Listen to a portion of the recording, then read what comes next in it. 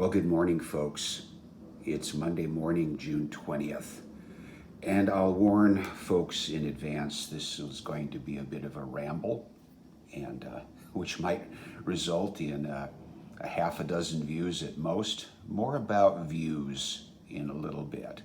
But first of all, I want to say thank you to all of the folks who have been watching my videos lately and making wonderful comments.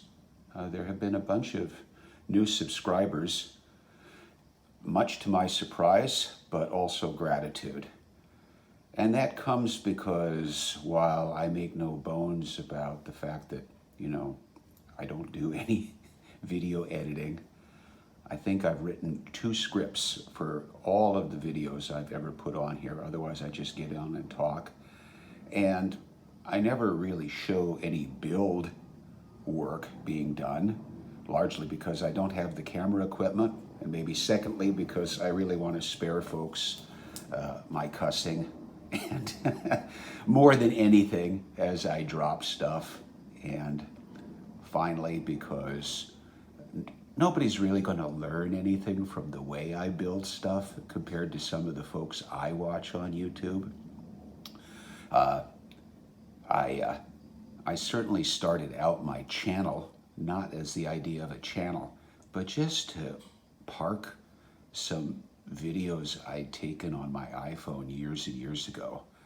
And then when I started doing proxy race hosting and administering, I thought it would be really cool to record the unboxing of the cars and some of the races on video, because none of us were getting together. Proxy racing for slot cars by definition is remote. So YouTube and making some short videos seemed to be a way to do it. And then I got into static model building again, 35, 40 years, more like 50 years after I'd last built any models. And lo and behold, I started cranking out videos, actually recording what I was doing on my iPhone and then getting it off the iPhone into YouTube. And maybe I had the anti-YouTube video channel because I never said hello. I never greeted anybody who might be watching. I sort of didn't even think anybody would be watching. Never said thank you. I'm not that big a grump, so I want to let people know that I really appreciate the kind comments. There have been a number of really wonderful creators who have given me shout outs. I'm not going to list them all right now here because this ramble will get disjointed. I will forget someone, and I do try to keep my video short so that it won't take 4 hours to download, or upload a video to YouTube. And I've had that experience. Okay. Now, speaking of views, for those of you who have been watching lately, I'm doing this Wingnut Wings 1/32 scale Pfalz DIIIa, and there's the really cool livery that it's going to be in. And I noticed the progression. My first day build, I think that was 5 days ago, had 67 views. Day 2 had 669 views, the day 2 build video. I don't know what YouTube did. Did they advertise it as, get rich quick scheme or a Bitcoin scheme? I don't know how it got tagged. But for some reason, that thing went, by Mark's definition, viral. Day 3 sort of reverted, 126 views, okay. Day 4 and 5, which was yesterday, 2 little videos together, were 41 views. Okay, now I'm not supposed to be counting views or likes or subscribers, but it's kind of strange. I think the 669 is really strange. Well, at least it wasn't 666, but no more about that.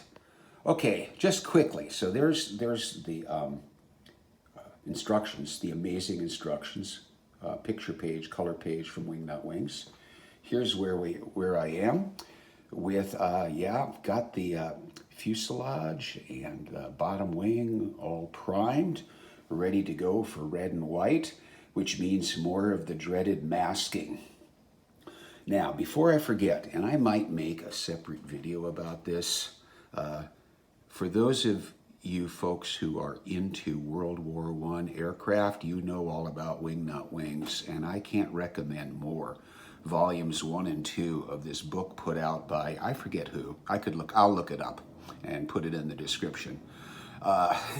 This is a look what I did here book from, the most amazing craftsmen. And while I could never hope to emulate what they did or replicate what they did, boy, there's some good tips there. Unfortunately, those amazing figures, crew figures, as far as I know, are no longer available. Believe me, I tried to get them. And speaking of figures, so I straightened up the work area here, and it may not look like it, but trust me, I really did. And while I was doing that, so I discovered this box, which was all clouded up. I wonder how that happened. Let's just say overspray. And inside was the card, let's see, get it in focus. It's a couple of figures from Aviatik out of the UK, 1/32nd scale. Gotterdämmerung, a German pilot, and about to climb the ladder, I guess into his the large cockpit, and his attendant, orderly, ground crew guy. And I opened it up, and I found, oh golly, you know what? I started painting this. So I've got the base coats on this guy, and maybe I'll work on that today. I can get really sidetracked into figures, and so I may take a break from the Pfalz and work on him. And if not him, well, here's the other guy. Here's the pilot. Of course, have to still, assemble him. But the Aviatik resin figures are really cool.